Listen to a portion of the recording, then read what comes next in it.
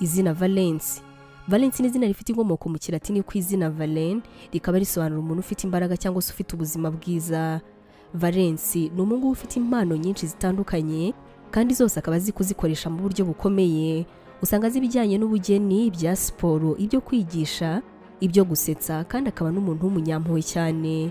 Valence ni umuntu ukunda umuryango we cyane ndetse na sosiyete abayemo, agakunda gukorana n'abandi ndetse no gushimirwa ku byo yagezeho. Ni umuntu ufata vuba mu kwiga, ugira umwete kandi ukunda gusoma.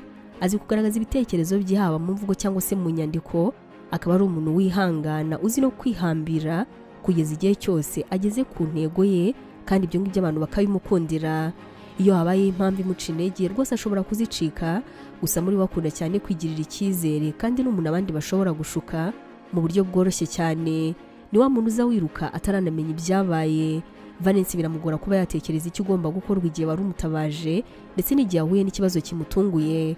Abashaka gufata umwanya akabanza agatekereza icyakorwa, kandi umuntu wese muri kino gihe aba ashobora kumuyobora.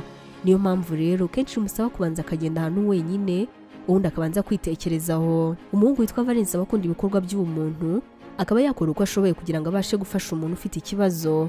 Ni umuntu ariko utanagira icyo atwarwa n'ibintu byose bimuvugwaho, ahubwo agakora ibimureba nta kindi na kimwe yitayeho. Ni umuntu ushyira mu gaciro ku buryo yanga akarengane cyane, akaba yumva binabaye ngombwa yabizira.